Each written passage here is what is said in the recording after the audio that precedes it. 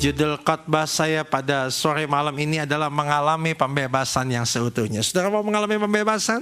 Saudara mau mengalami mujizat pada malam ini? Haleluya, ya saudaraku yang kasih dalam nama Tuhan. Saya akan baca ayat yang ganjil, saudara akan baca ayat yang genap. Untuk pemimpin biduan, Mazmur 40. Mazmur Daud, ayat 2 Bapak Ibu Saudara. Aku sangat menanti-nantikan Tuhan. Lalu ayat yang ketiga. Ia mengangkat aku dari lubang kebinasaan. Dari lumpur rawa ia menempatkan kakiku di atas bukit batu. Menetapkan langkahku. Ayat 4 saudara.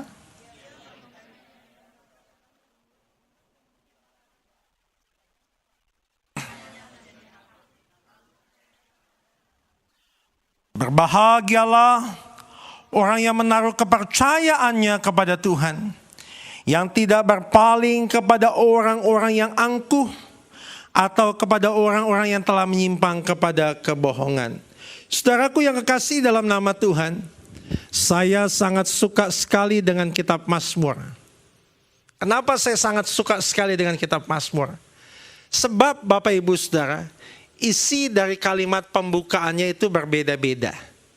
Oleh sebab itu, dalam perjanjian lama, kitab Mazmur ini menduduki peringkat yang kedua. Lalu peringkat apa yang pertama, pendeta? Kitab apa yang menduduki peringkat yang pertama? Yaitu kitab Yesaya. Mengapa kitab Yesaya? Sebab ayat-ayat dalam kitab Yesaya banyak dikutip oleh penulis-penulis Injil. Yang kedua, bentuk kesusastraannya luar biasa. Loh, mengapa kitab Mazmur ini menduduki peringkat yang kedua? Sebab isi dari kalimat pembukaannya berbeda-beda. Ada nyanyian pengajaran. Ada catatan sejarah singkat. Oh, masih di kalimat pembukaan saudara, ada catatan sejarah singkat. Kita bisa lihat dalam Mazmur pasal 3 ayat 1. Coba kita lihat sebentar. Pasal 3 ayat 1. Mazmur pasal 3 ayat 1. Kita bisa lihat di depan saja dibantu multimedia. Ya, saudara bisa lihat. Dalam ayat ini jelas sekali. Mazmur Daud ketika ia lari dari Absalom, anaknya. Masih kalimat pembukaan saudara. Ada catatan sejarah singkat. Isi kalimat pembukaannya berbeda-beda, oleh sebab itu dia menduduki peringkat yang kedua. Bapak Ibu saudaraku yang kekasih dalam nama Tuhan, tadi judul khotbah saya adalah mengalami pembebasan seutuhnya. Kita lihat ayat nats kita dalam ayat yang ketiga. Dalam ayat yang ketiga saudara lihat, boleh kita baca sama-sama ayat 3, 1, 2, dan 3. Ia Mazmur 40 ayat yang ketiga, kita baca sama-sama Mazmur 40 ayat yang ketiga. Ini ayat nats kita pada malam ini. Ayat sebelumnya, boleh lihat ayat sebelumnya. Ia mengangkat aku, yuk sama-sama kita katakan 1, 2, dan 3. Ia mengangkat aku dari lubang apa? Kebinasaan, dari lumpur rawa. Ia menempatkan kakiku di atas bukit batu, menetapkan langkahku. Pada malam ini, hidup engkau akan diangkat oleh Tuhan. Siapa yang ingin hidupnya lebih baik? Oh pasti, kita semua ingin hidup kita lebih baik. Bapak-bapak ingin usahanya lebih baik. Ibu-ibu ingin kesehatannya lebih baik. Ibu-ibu ingin mukanya lebih baik. Istri saya ingin mukanya lebih baik. Oleh sebab itu tiap malam saya lihat ada pepaya, timun, semangka. Saya lihat itu muka parujak sayang. Saudaraku yang kekasih dalam nama Tuhan, ibu-ibu ingin berat badannya stabil, langsing. Iya kan? Saudaraku yang kekasih dalam nama Tuhan, kita ingin lebih baik. Kita ingin pekerjaan kita lebih baik. Saudaraku yang kekasih dalam nama Tuhan, janji firman Tuhan pada malam ini, hidup kita akan lebih baik. Dan setiap kita ingin berhasil, setiap kita ingin usahanya berhasil, setiap kita ingin studinya berhasil, setiap kita ingin pekerjaannya berhasil, dan setiap kita ingin mengalami kemenangan. Oleh sebab itu Tuhan janji dalam ayat 3 ini, Ia mengangkat aku dari lubang kebinasaan, dari lumpur rawa. Seberapapun dalamnya engkau telah jatuh, seberapapun engkau telah gagal, Tuhan sanggup mengangkat engkau. Saya ulangi sekali lagi, Tuhan sanggup mengangkat hidup kita. Tidak ada yang mustahil bagi Allah kita. Oleh sebab itu dalam ayat ini katakan, Ia mengangkat aku dari lubang kebinasaan, dari lumpur rawa. Ia menempatkan kakiku di atas bukit batu dan menetapkan langkahku. Jangan khawatir, jangan bingung. Ada Tuhan yang akan menempatkan kaki kita di atas bukit batu. Tidak ada yang dapat menggoncangkan engkau. Tidak ada yang dapat menggoyangkan engkau. Dan Tuhan akan membimbing engkau. Engkau akan berhasil dalam pimpinan Tuhan. Kita akan belajar pada malam ini. Bagaimana Daud diangkat oleh Tuhan. Yuk lihat saudara. Oh, Daud punya masalah. Daud punya penderitaan. Daud punya persoalan. Oleh sebab itu, dalam ayat yang ke-18 dia katakan demikian. Mazmur 40 ayat 18. Oleh sebab itu dalam Mazmur 40 ayat 18 dikatakan demikian. Aku ini sengsara dan miskin. Stop dulu. Apa itu sengsara, saudara? Apa itu sengsara? Sengsara adalah kondisi jiwa dari seorang yang sedang mengalami penderitaan. Sengsara tidak pandang usia. Sengsara tidak pandang status sosial. Tua muda, besar kecil, dia bisa mengalami kesengsaraan. Saudaraku yang kekasih dalam nama Tuhan, saya punya teman. Dia punya anak usianya 30-an. Hampir 30. Cantik. Bukan cantik lagi, cantiknya minta ampun. Orang Jakarta ngomong cantik gak ada ekspresinya, orang Jawa dong. Bukan cantik lagi, cantiknya minta ampun. Iya kan? Orang Surabaya kan ngomong cantik gitu. Wish. Setiap ada cowok mau deket, mau mepet. Kayak Metro Mini mau mepet. Dia gak mau. Kebanyakan kan kita kenapa sulit dapat jodoh wanita-wanita. 16, 17, siapa kamu? Udah 25, 26, kamu gak tahu saya siapa? Udah 35, 36, siapa ya? Udah 41, 42, siapa aja boleh dah. Buy one get one free, iya kan? Ada anak satu. Saudaraku yang kasih dalam nama Tuhan. Seru nih, bisa 2 jam nih saya khotbah sini. Saudaraku yang kasih dalam nama Tuhan. Kemudian malam-malam anaknya ini pamit keluar. 3 orang, ada 2 teman. Ini cewek semua, iya kan? Terus kwek-kwek jalan. Cewek, dia di tengah belakang. Sudah tahu Rogol, Season City situ yang mau ke bandara, ada jembatan layang, jembatan 2, ya, jembatan 2 di atas situ, ya. Dari mau naik jembatan, ini anak bilang, awas, itu ada truk mogok, gampang,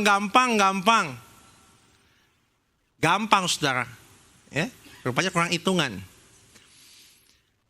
maju, kena saudara. Jadi yang duduk depan sebelah kiri, kan Indonesia setirnya kanan. Ya. Yang duduk depan sebelah kiri itu kena, kejepit kakinya di truk. Kemudian dia keluar untuk cari pertolongan. Dia lupa ini di atas jembatan. Saudara. Kemudian ini anak gak diajak keluar, dia diam aja. Wow. Selanjutnya ada mobil kencang, saudaraku, Livina. Dia kan nggak kelihatan, itu kan nggak kelihatan sudah di atas jembatan. Saya pernah loh, saudara. Saya pernah juga itu di depan Taman Anggrek, saudaraku, bawa mobil Honda Odyssey, cepat sekali. Tiba-tiba pas naik jembatan gitu, ada truk mogok, saudara. Kalau saya rem, melintir saya. Apa yang saya lakukan? Saya banting setir. Saya kan dulu bekas pembalap. Oh iya, badan saya masih lemes. Oh iya, pernah kok lepas tangan gitu. Berapa meter? 50 meter. Kecil. Kalau berapa meter? 100 meter lepas tangan. Gua dong dari puncak sampai Jakarta. Wih, hebat banget loh. Hebat banget kok bisa. Ya gue diboncengin, ya jangan ngomong. Saudaraku yang kasih dalam nama Tuhan, dia ngebut, nabrak, saudara. Maaf kata itu mukanya separuh hilang, saudara. Saya seumur hidup baru lihat orang tuh mukanya separuh hilang. Wah, mamanya teriak. Kenapa demikian? Mengapa ini terjadi? Saudaraku yang kekasih dalam nama Tuhan, Daud mengalami kesengsaraan. Masalah apa yang Daud alami? Lihat ayat 13. Dalam ayat 13 dikatakan demikian. Sebab malapetaka mengepung aku sampai tidak terbilang banyaknya. Bukankah kita juga mengalami seperti Daud? Kita mengalami masalah bukan hanya banyak, tapi sangat banyak. Daud katakan sebab malapetaka mengepung aku sampai tidak terbilang banyaknya. Kita mengalami masalah kesehatan. Kita mengalami masalah usaha. Kita mengalami masalah keluarga. Kita mengalami masalah dalam pelayanan. Oh, kita punya masalah. Kemudian masalah apa yang Daud alami? Dalam ayat ini katakan apa saudaraku dalam ayat 13 ini? Aku telah terkejar oleh kesalahanku sehingga aku tidak sanggup melihat. Saudaraku yang kekasih dalam nama Tuhan, bukankah kita telah melakukan banyak kesalahan?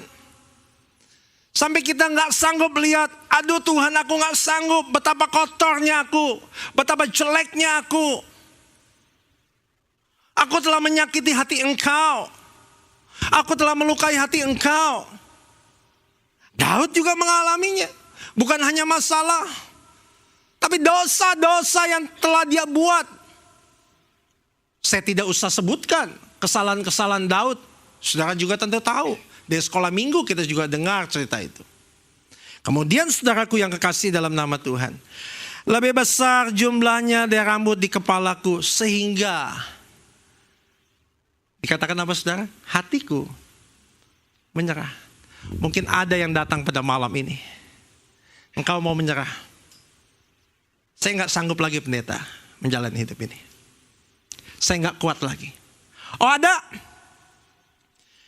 Betapa beratnya hidup ini pendeta. Saya nggak sanggup. Saya mau kasih tahu kepada Bapak Ibu Saudara. Seberat apapun masalah hidup kita. Sesusah apapun yang kau alami. Perhatikan baik dalam ayat yang ke-18. Aku ini sengsara dan miskin. Ini yang luar biasa. Kelebihan kita sebagai anak Tuhan. Tetapi Tuhan memperhatikan aku. Kalau saudara belajar teologi, itu ada wahyu umum dan wahyu khusus. Mengapa ada wahyu umum dan wahyu khusus? Saudaraku yang kekasih dalam nama Tuhan, mengapa ada wahyu khusus? Sebetulnya, itu Tuhan ingin mengatakan kepada kita, aku ini mengasihi engkau. Boleh ada masalah, boleh ada penyakit, boleh ada penderitaan.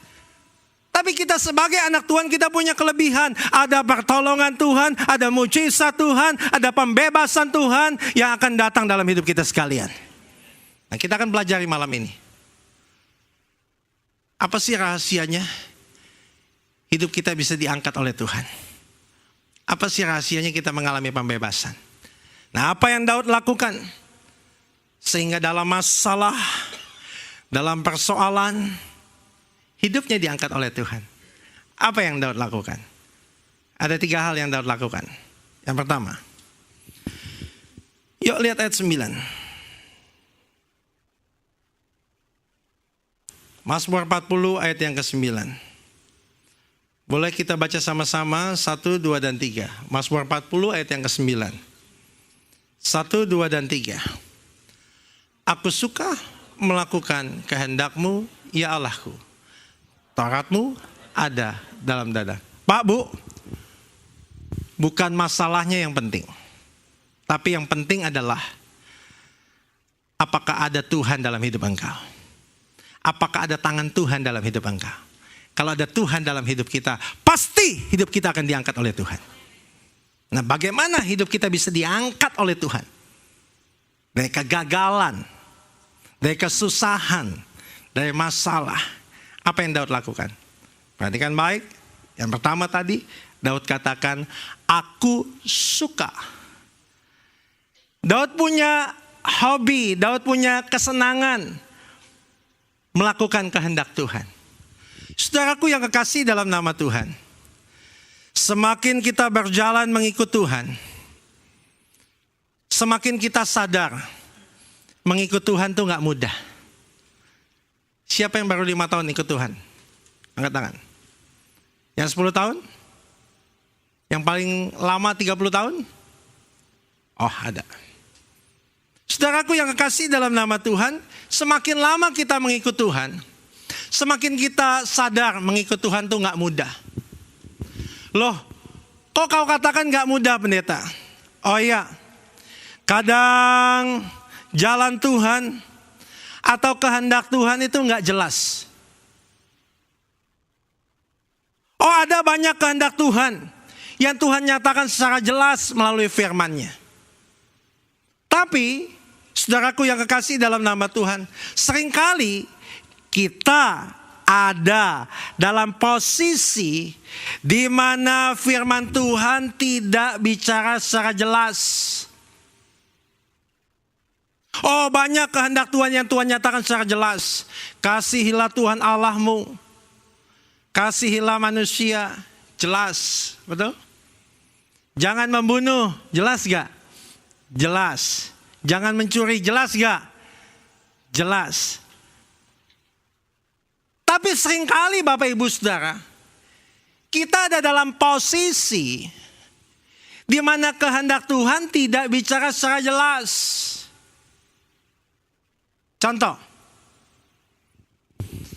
anak saya tahun lalu lulus sekolah.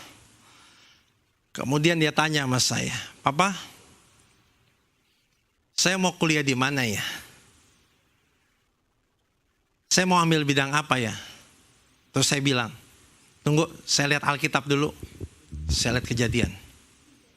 Gak ada loh. Tunggu, saya lihat Mazmur, kali ada Mazmur. Saya lihat Mazmur, Pak Yo. Di mana ya anak saya kuliah? Tunggu, lihat Mazmur. Gak ada. Bidang apa ya? Mungkin di Injil, di Matius, Markus, Lukas, Yohanes. Gak ada juga. Mungkin di Wahyu kali. Di Wahyu. Kitab yang paling ujung. Gak ada juga.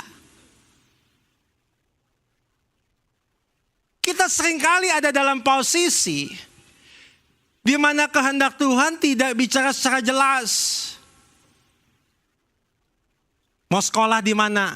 Ada di Alkitab? Ada di Alkitab? Gak ada.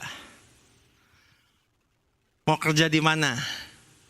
Ada di Alkitab? Gak ada. Mau investasi apa, Om? Ada di Alkitab? Nggak ada. Ada 3 pilihan. Selfie, Mary, Linda. Yang mana ya? Ini BMW, body mengalahkan wajah. Bodinya Paramita, mukanya Pati. Ini yang kedua tipe OY. Dari jauh, wow, dideketin, yeah. Yang kedua tipe OY. 1 BMW, 2 OY. Yang ketiga, ini dia yang sempurna. Ada di Alkitab? Mau pilih yang mana? Nggak ada. Saudaraku yang kekasih dalam nama Tuhan, mengapa Tuhan kasih kebebasan? Saudaraku yang kekasih dalam nama Tuhan, tujuannya adalah supaya kita bertanggung jawab. Oh, Abraham contohnya. Dia pernah mengalami kegagalan berkali-kali. Tuhan suruh Abraham, pergi. Abraham pergi. Kemudian Abraham dapat janji tentang keturunan. Keturunanmu akan banyak seperti bintang di langit dan pasir di bukan laut tapi pantai. Tuhan kasih janji kan? Ya. Abraham gagal nih. Sarah gagal juga. Dia bergumul antara kehendak Tuhan dengan hikmat dirinya. Sarah bilang sama Abraham, "Gih," orang Betawi bilang, "kawinin tuh pembantu kita Hagar." Dikawinin lah. Lahirlah Ismail. Ya kan? Lahirlah Ismail itu. Ismail. Gagal. Abraham gagal lagi. Waktu dia ketemu dengan raja, dia bohong. Dia bergumul lagi antara kehendak Tuhan dengan hikmat dirinya. Dia bilang istrinya itu adalah apa? Saudaranya. Dia gagal lagi. Seringkali ketika kita ada dalam posisi di mana kehendak Tuhan tidak bicara secara jelas, kita seringkali gagal. Sebab apa? Antara kehendak Tuhan, antara janji Tuhan dengan kenyataannya ada satu jurang yang dalam. Betul? Beda sekali. Tuhan janji, kok kenyataannya demikian. Seringkali saya katakan antara janji sampai dengan penggenapan ada jembatan yang namanya proses. Tapi saudaraku yang kekasih dalam nama Tuhan, Abraham dia gagal 1 kali. Abraham dia gagal 2 kali. Tapi kali ini dia berhasil. Nah, kita mau lihat apa sih yang Abraham lakukan. Ketika dia ada dalam posisi di mana kehendak Tuhan tidak bicara secara jelas. Tuhan janji keturunannya akan seperti bintang di langit, pasir di lautan. Tapi Tuhan gak bilang Ishak nikah dengan siapa. Tuhan bilang? Enggak. Nah, kita akan lihat apa yang dilakukan oleh Abraham sehingga dia berhasil. Oh, kehendak Tuhan kan ada 2. Halo. Kehendak Tuhan ada 2. Yang pertama, kehendak Tuhan yang sempurna. Yang kedua, kehendak Tuhan yang dipaksakan. Oh ya. Yang pertama, kehendak Tuhan yang sempurna. Yang kedua, kehendak Tuhan yang dipaksakan. Kita mau mengalami kehendak Tuhan yang sempurna. Oleh sebab itu kita akan lihat apa yang dilakukan oleh Abraham sehingga dia mengalami kehendak Tuhan yang sempurna. Yuk lihat Kejadian 24, saudara. Kejadian 24.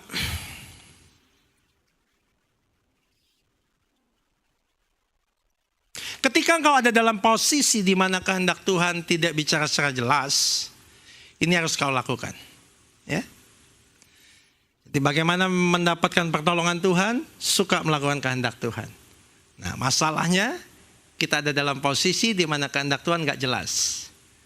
Ketika itu ini harus kau lakukan. Yuk kita baca saudara ayat yang ketiga.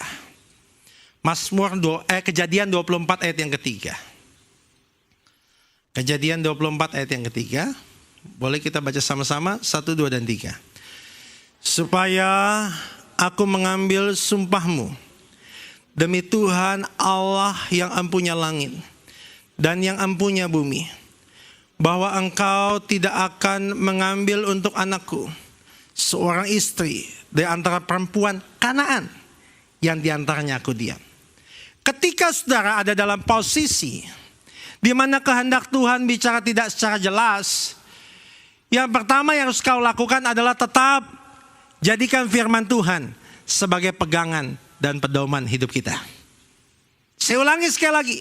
Ketika engkau ada dalam posisi di mana kehendak Tuhan tidak bicara secara jelas, yang harus kau lakukan adalah tetap jadikan firman Tuhan sebagai pegangan dan pedoman hidup engkau. Lihat Abraham. Gampang nggak saudara? Ambil wanita Kanaan untuk jadi mantunya Abraham. Gampang. Loh kok gampang pendeta? Lihat ayat 1 dong. Adapun Abraham telah tua dan lanjut umurnya. Lihat baik. Serta, ini bagus sekali ayat ini saudara. Diberkati Tuhan. Dalam apa? Dari bahasa aslinya artinya lebih bagus. Diberkati Tuhan dalam berbagai cara. Apapun yang saudara lakukan, kalau ada berkat Tuhan, pasti berhasil. Jangan iri sama orang dong. Enak banget dia. Enak banget dia. Kok gue gini-gini aja? Kalau Tuhan berkati, apapun yang kita lakukan, pasti berhasil. Gampang bagi Abraham mengambil wanita Kanaan menjadi menantunya. Loh dia kaya, tinggal pasang poster. Dicari wanita untuk dijadikan mantu orang kaya. Siapa yang gak mau? Bukan siapa lagi, siapa yang gak mau? Teman saya aja mukanya kayak tong sampah saudara. Dia punya angan-angan 3 loh dapat istri loh. So. Mukanya kayak tong sampah saudara. Dia punya, aduh itu teman saya aduh. Benar-benar saudara. Dia punya, aduh Tuhan aku ingat wanita cantik. Anak satu-satunya. Bapaknya sakit-sakitan. Punya pabrik 5 ya Tuhan. Wah kurang ajar dia. Saudaraku yang kasih dalam nama Tuhan gampang. Yang kedua. Kalau Abraham punya mantu orang Kanaan, dia akan lebih mudah diterima. Iya kan? Tapi ini enggak dia lakukan. Oleh sebab itu dia katakan demikian. Supaya aku mengambil sumpahmu demi Tuhan Allah yang empunya langit dan yang empunya bumi. Bahwa engkau tidak akan mengambil untuk anakku seorang istri dari antara perempuan Kanaan yang diantaranya aku diam. Abraham taat akan firman Tuhan. Berapa banyak kita nggak taat? Kita nggak melakukan firman Tuhan. Tuhan bilang adalah apa? Tinggallah di dalam aku dan aku di dalam kamu. Tinggallah di dalam firmanku. Tahu artinya tetap di dalam firmanku itu apa? Percayakan firman, taat akan firman, dan terus belajar firman Tuhan. Berapa banyak kita nggak taat? Jangankan perintah Tuhan. Kadang-kala perintah dokter aja kita nggak lakukan. Kayak teman saya tuh. Aduh sakit. Dia ke dokter saudara. Kamu sakit apa? Waduh ini kelebihan kolesterol nih. Ya, darah tinggi, diabetes. Udah, sekarang nggak boleh lagi kamu makan babi. Ya, sekarang kamu mesti makan semua yang di air. Semua yang di darat kamu nggak boleh makan. Oh gitu ya dok. Jadi semua yang ada di air ya. Oke. Ya pulang. Satu siang dokternya ke rumah Ko Alung ini. Tanya pembantu. Mana Ko Alung? Di belakang di kolam renang. Ngapain? Ngajarin babi berenang katanya. Oh. Saudaraku yang kasih dalam nama Tuhan. Jangankan perintah Tuhan. Perintah manusia aja kadang-kala kita langgar. Saudaraku yang kasih. Jadi yang pertama adalah. Kita harus tetap jadikan firman Tuhan sebagai pegangan dan pedoman hidup kita. Yang ayat yang keempat. Kejadian 24 ayat yang keempat. 4, 5, 6. Ketika saudara ada dalam posisi di mana kehendak Tuhan tidak bicara secara jelas, tetap jadikan firman Tuhan sebagai pegangan dan pedoman. Yang berikutnya, lihat ayat 4, 5, 6. Ini bagus banget saudara. Kejadian 24 ayat 4, 5, 6. Tetapi engkau harus pergi ke negeriku dan kepada sanak saudaraku untuk mengambil seorang istri bagi Ishak anakku. Ayat 5. Lalu berkatalah hambanya itu kepadanya, mungkin perempuan itu tidak suka mengikuti aku ke negeri ini. Lihat baik, haruskah aku membawa anakmu itu kembali ke negeri dari mana Tuanku keluar? Ayat 6. Ini ayat 6. Sama-sama yuk baca sama-sama. 1, 2, dan 3 ayat 6. Tetapi Abraham berkata kepada, awas. Ulangi lagi. Tetapi Abraham berkata kepadanya, awas. Jangan kau bawa anakku itu kembali. Ketika engkau ada dalam posisi di mana kehendak Tuhan tidak bicara secara jelas, yang harus kau lakukan yang pertama, saudaraku yang kekasih, adalah tetap jadikan firman Tuhan sebagai pegangan dan pedoman. Yang kedua, ketika engkau ada dalam posisi di mana kehendak Tuhan nggak bicara secara jelas, yang kedua adalah apapun yang kau lakukan, perhatikan baik, apapun yang kau lakukan harus membuat imanmu semakin maju. Sekali lagi saya katakan, apapun yang kau lakukan harus membuat imanmu semakin maju. Saudara mungkin tanya kepada saya, Pak, bagaimana saya tahu kehendak Tuhan? Pak, bagaimana saya bisa tahu ini jodoh saya atau bukan? Pak, bagaimana saya bisa tahu ini partner bisnis saya atau bukan? Gampang. Kau mau tahu ini jodoh saya atau bukan? Partner bisnis saya atau bukan? Tandanya ini, saudara. Apakah selama berhubungan dengan dia, itu membuat imanmu semakin maju atau tidak? Apakah selama saya berpartner dengan dia membuat iman saya semakin maju atau tidak? Siapa yang sedang punya pergumulan, yang berdoa kepada Tuhan? Angkat tangan. Cepat angkat tangan. Kita semua sedang berdoa, betul? Kita ingin sembuh dan lain sebagainya, ingin dapat surat dan lain sebagainya. Ingin doa engkau dijawab. Ingin doa engkau dijawab. Tuhan cepat lihat, Tuhan cepat lihat. Siapa yang ingin doa engkau dijawab? Saudara, 3 tahun lalu saya sakit. 2 jam lagi kalau telat masuk ICU. 5 hari lagi kalau telat saya meninggal. Saya divonis dokter kanker, saudara. Kanker. Boy, itu saya nangis. Ada suratnya. Waduh. Apakah saya kalah? Enggak. Apakah saya lemah? Enggak. Hanya dalam waktu 5 hari. Ini ada bukti, ini kanker. 5 hari. Dicek lagi, sembuh. Bukankah Tuhan kita dahsyat? Bukankah Tuhan kita dahsyat? Bukankah Tuhan kita dahsyat? Tunggu dulu, jangan tepuk tangan dulu. Sudah cepat.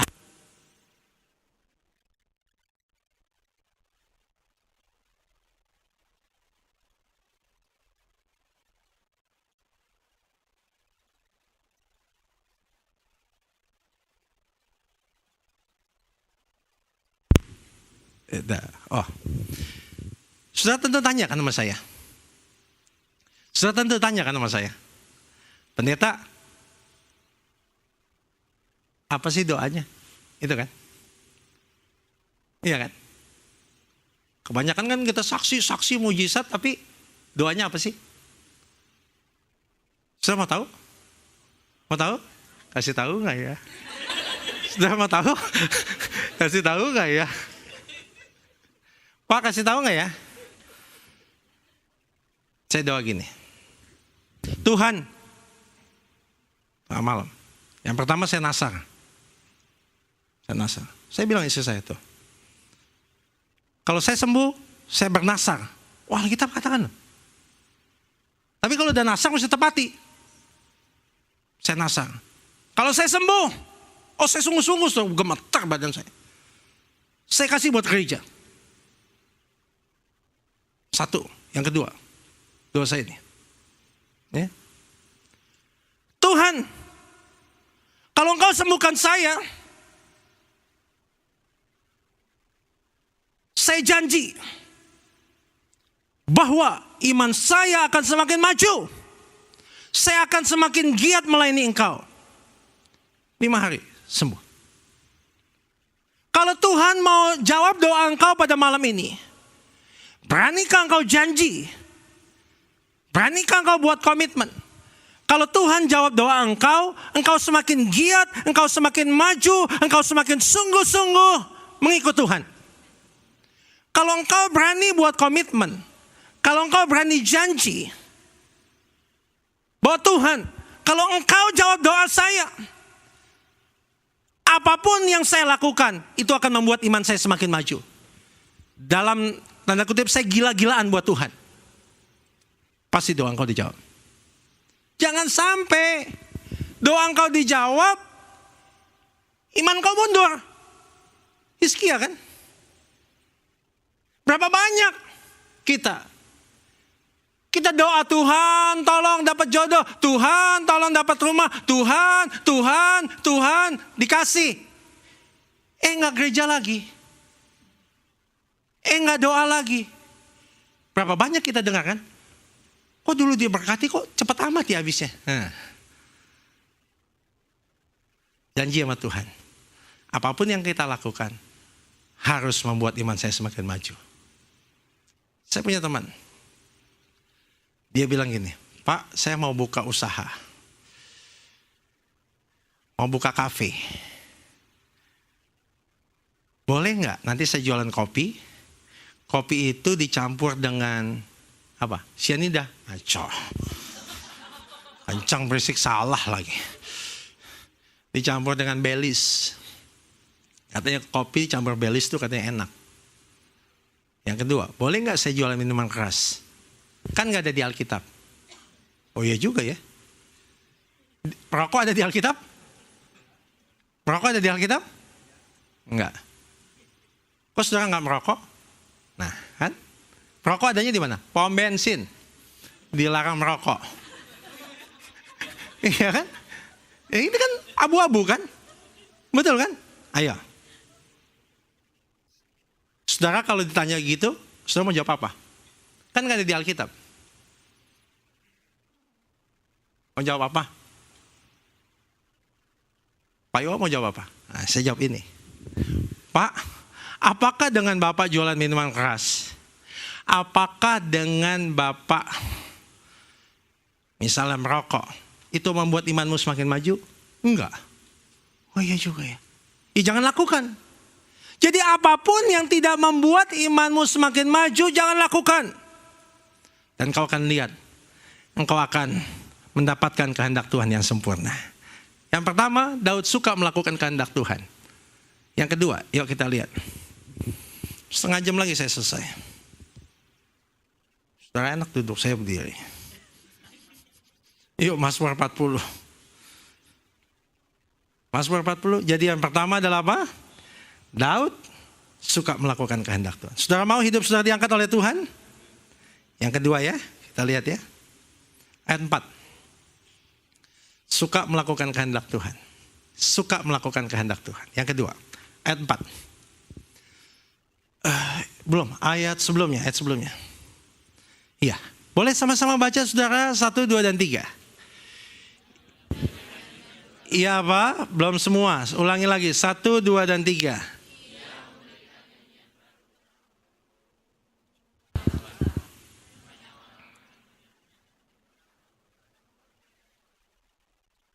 Kalau kita mau diangkat oleh Tuhan, kita mesti suka melakukan kehendak Tuhan. Yang kedua, apa ya Pak Pendeta ya yang kedua ya? Memuji. Percaya. Apa ya? Ada yang menarik saudara dalam ayat ini yaitu nyanyian baru. Nyanyian baru di sini. Apa sih artinya nyanyian baru? Nyanyian baru di sini saudaraku dari bahasa aslinya mempunyai arti demikian. Nyanyian baru bukan kapan dibuatnya. Saya ulangi lagi. Bukan kapan dibuatnya. Tapi bagaimana kita menyanyikannya. Nyanyian lama bisa jadi nyanyian baru. Saya pelayanan di satu tempat. Ketika setelah khotbah, saya ini baru DLE sudah. Tiap hari saya khotbah di LA. Sampai nanti Oktober saya diundang lagi. Pak, nanti isi retreat kita ya. Sepertinya LA Jakarta itu sama aja Jakarta Jogja kali. Padahal kan puluhan jam ya. Saya khotbah sudah di satu tempat. Kemurahan Tuhan. Tuhan pimpin, saya bisa khotbah di berbagai tempat. Dulu kayaknya nggak mungkin. Tapi kemurahan Tuhan bisa, saudara. Saudaraku, setelah khotbah, saya ajak jemaat nyanyi. Yuk kita naikkan pujian, Kaulah segalanya. Semua nyanyi, musik semua udah siap. Kita hening, kita udah siap. Siap semua. Nyanyilah. Mungkin hanya Tuhan yang tahu segalanya. Sungguh-sungguh. Yuk kita naikkan refnya. Kaulah segalanya untukku. Ayo lebih serius lagi. Kaulah pujaan sampai nangis hatiku. Tak mungkin, pas tak mungkin.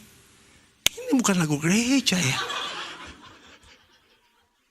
Saya nggak lihat LCD lagi. Langsung aja begini. Kaulah. Masih lihat. Loh. Kok Kaulah segalanya by Ruth Sahanaya? Ada Ruth Sahanayanya lagi begini, saudara. Rupanya multimedia nggak ada stoknya Kaulah segalanya. Gereja punya, dia tembak langsung dari Google. Kaulah segalanya, Ruth Sahanaya pula lah yang muncul. Iyalah, saudaraku yang kasih dalam nama Tuhan. Jadi lagu baru itu bukan kapan dibuatnya, tapi bagaimana kita menyanyikannya. Apa sih maksudnya? Kalau engkau mau ditolong oleh Tuhan, yang pertama suka melakukan kehendak Tuhan. Yang kedua, kita harus suka mengucap syukur. Tahukah saudaraku yang kekasih dalam nama Tuhan, kita lihat di Alkitab, Raja Daud suka mengucap syukur kepada Tuhan. Mazmur-mazmur karyanya yang diilhamkan oleh Roh Kudus memberi inspirasi kepada kita semua dalam bagaimana kita mengucap syukur kepada Tuhan. Daud dalam keadaan senang, susah, tertekan, dikejar oleh musuh, Daud selalu mengungkapkan Tuhan itu baik. Sampai Daud bilang, udah cukup Tuhan, cukup. Rahasianya apa? Dalam keadaan apapun, Daud mengucap syukur. Mengapa kita mesti mengucap syukur? Sebab kalau saudara mengucap syukur, yang pertama, perhatikan baik. Kalau engkau mengucap syukur, yang mau catat boleh. Engkau akan semakin mengerti. Saya ulangi lagi. Semakin mengerti. Semakin mengerti. Bukan tahu, mengerti. Apa bedanya tahu dan mengerti? Kalau mengerti itu bisa mengaplikasikan. Mengerti. Mengerti apa? Bahwa Allah tidak berdiam diri. Kalau engkau sungut-sungut, engkau gak mengerti. Mengapa Tuhan tidak tolong engkau? Kau sungut-sungut. Aduh Tuhan, kau dapat suami yang model kayak begini, Tuhan kayak celengan babi ya Tuhan. Boleh gak tukar tambah ya Tuhan? Handphone tukar tambah. Aduh Tuhan, kau dapat istri kayak begini ya Tuhan. Capek Tuhan. Ribut terus. Ada teman saya tuh, hamba Tuhan, ribut mulu. Kamu sayang gak sama saya? Sayang. Anterin pasar dong? Enggak. Ke pasar. Dia lihat kue kesukaan suaminya. Dia beli, saudara. Apa istrinya bilang? Jangan mengingini milik sesama. Suaminya langsung balas lagi. Tapi Yesus berkata, mintalah maka kamu akan diberi. Dia balas lagi, Bapak Gembala, Ibu Gembala. Hai pemalas, belajar pada semut. Tapi Yesus berkata, kasihilah sesamamu manusia. Beri dia pakaian kalau dia telanjang. Beri dia makan kalau dia lapar. Akhirnya istrinya udah bohwat. Ini kuberikan kepadamu. Dan ingat, jangan berbuat dosa lagi katanya. Saudaraku yang kasih dalam nama Tuhan. Mengapa kita mesti mengucap syukur? Kalau engkau mengucap syukur, engkau semakin mengerti bahwa Allah tidak berdiam diri. Saudaraku yang kekasih dalam nama Tuhan, apapun keadaan, situasi, kondisi yang kau alami, mengucap syukur, engkau disadarkan Allah tidak pernah meninggalkan engkau. Roma 8:28. Roma 8 ayat 28. Roma 8 ayat 28. Baca sama-sama. Oke. Ini ayat sering kita baca. Kita baca udah kayak baca pos kota aja ya. San. Kita mau dalam ini. Ya. Baca sama-sama 1, 2, dan 3. Kita tahu sekarang bahwa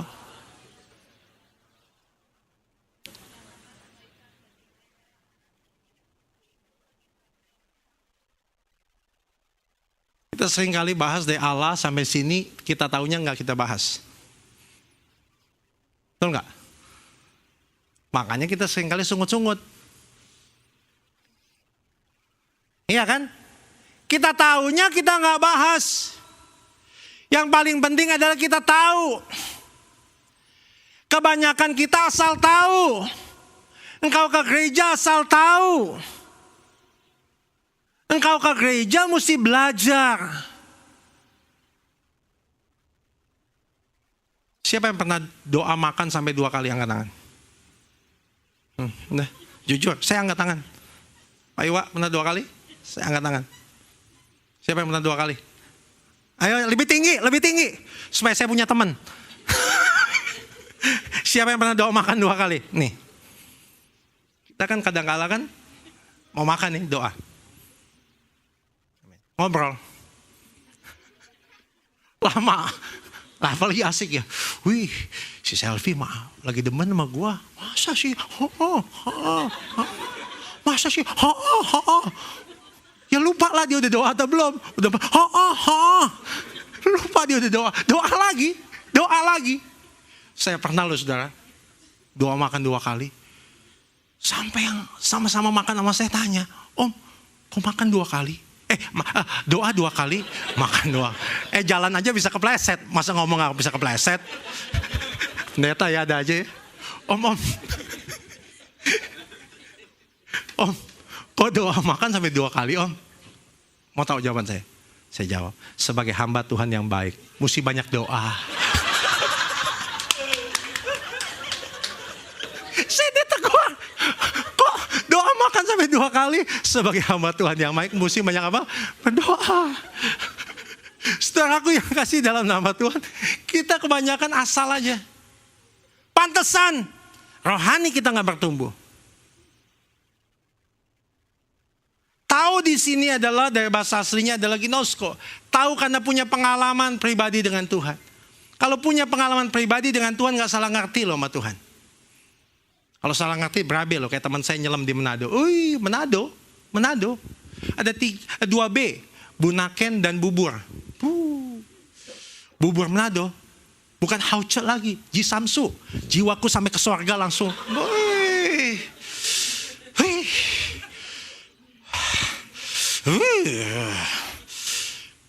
Yang kedua Bunaken.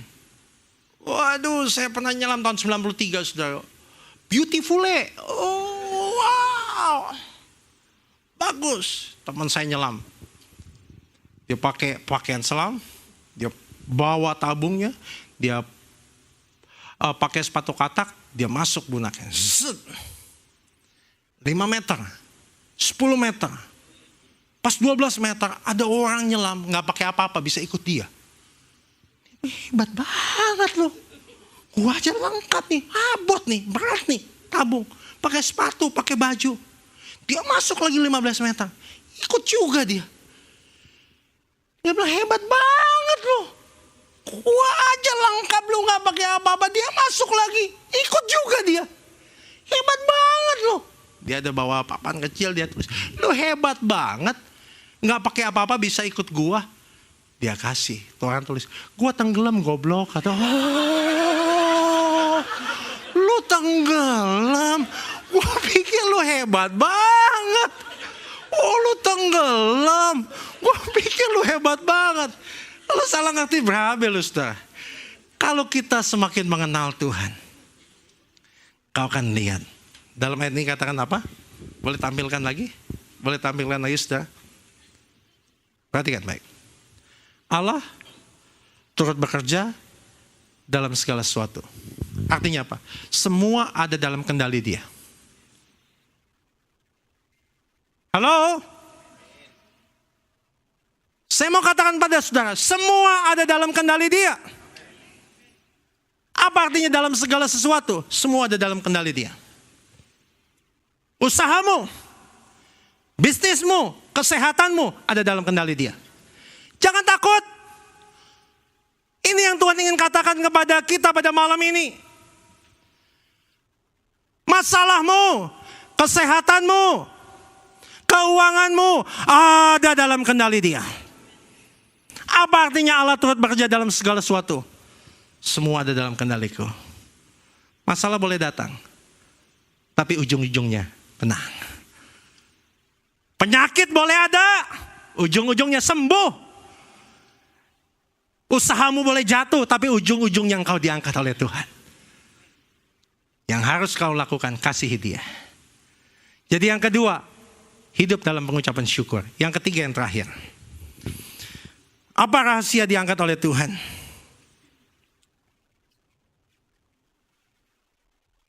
Kita lihat ayat yang kedua. Mazmur 40 ayat yang kedua. 1, 2, dan 3. Aku sangat menanti-nantikan Tuhan. Lalu Ia menjenguk kepadaku. Dan apa? Mendengar teriakku apa? Minta tolong. Ini ada satu khotbah tersendiri. Kalau ada waktu nanti saya akan bahas ini. Tapi secara singkat. Bagaimana hidup kita bisa diangkat oleh Tuhan? Yang pertama, suka melakukan kehendak Tuhan. Yang kedua, kalau kita suka mengucap syukur pada Tuhan. Kalau engkau mengucap syukur, engkau semakin mengerti Allah tidak pernah berdiam diri. Semua ada dalam kendalinya. Yang ketiga, yang terakhir, bagaimana kita bisa diangkat oleh Tuhan? Suka menanti-nantikan Tuhan. Siapa yang menanti-nantikan Tuhan? Yang percaya kepada Tuhan. Siapa yang menanti-nantikan Tuhan? Yang tidak berbuat khianat. Hati. Siapa yang menanti-nantikan Tuhan? Yang ada dalam jalan kebenarannya Tuhan. Pasti hidupmu diangkat oleh Tuhan. Saya tutup dengan satu kesaksian. Setiap minggu saya khotbah di gereja berbeda. Di satu tempat, saya perlu minta teman saya temenin. Ada orang Ambon. Kalau ngomong, siap pendeta, beta siap, beta siap, beta siap. Siap teman pendeta, iya, siap. Ada satu orang nyamperin saya. Biasa kan minta doa dan lain sebagainya. Pak, tolong Pak, saya ada dalam masalah. Uang saya cuma 250.000. Wah. Saya ingin berhasil Pak. Boleh tolong doakan saya Pak? Boleh. Yuk kita doa. Bapa, dalam nama Yesus hamba berdoa untuk Joni Om. Untuk Joni. Oh lupa tanya namanya. Dia langsung. Joni Om. Untuk Joni. Bapa, supaya ada titik terang dalam kehidupannya. Dalam nama Yesus. Amin. Saya khotbah lagi. Dia datang lagi.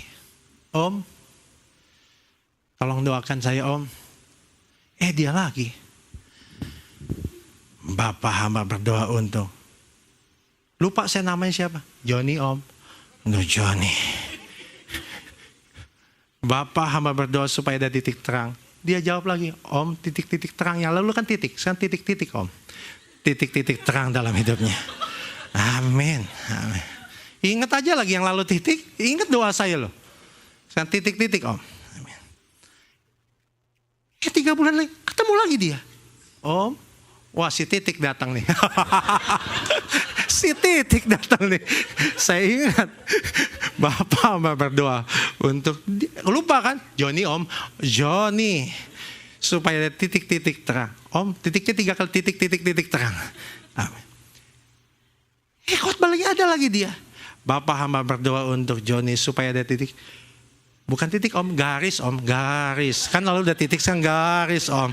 Oh ya saya salah. Kan titik-titik kan jadi garis ya. Garis. Supaya ada garis di kehidupannya Tuhan. Amin. Saya mau kasih uang. Mau kasih uang. Jangan Om. Udah nih, 1 tahun gak ketemu dia. Tiba-tiba telepon. Om yuk makan yuk. Aduh, ngajak makan. Mesti siapin dompet nih. Di mana kau makan? Ahyat Abalon. Waduh.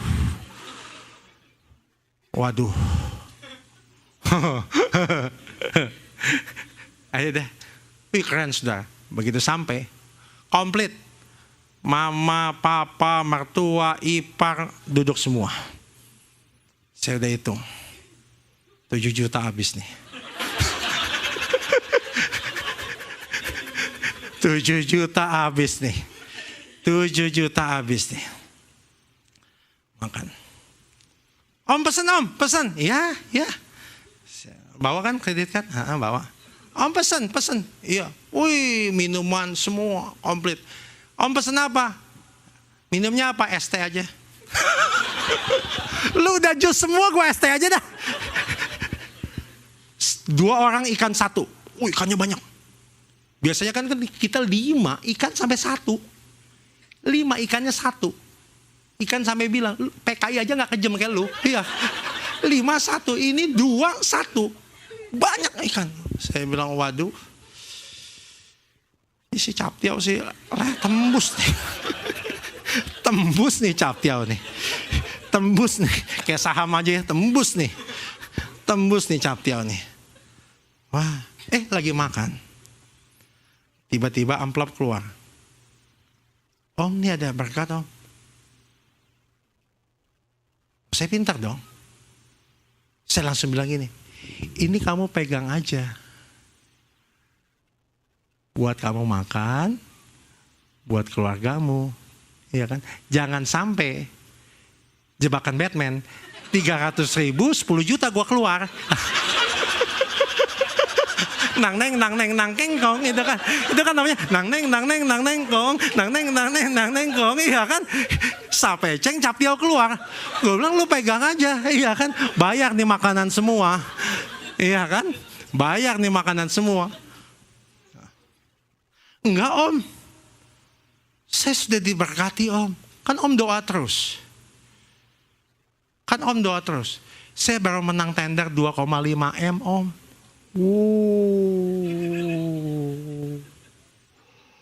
Dari gak punya apa-apa, duit cuma nope guaceng. 250.000, menang tender sampai M. Gak ada yang mustahil bagi Tuhan kita. Demikian juga kehidupan kita malam ini. Tuhan sanggup angkat hidup kita. Siapa yang percaya? Pasti tahun 2016 ini adalah tahun pembebasan bagi kita sekalian. Tuhan Yesus memberkati kita sekalian. Amin. Yuk bangkit berdiri semua.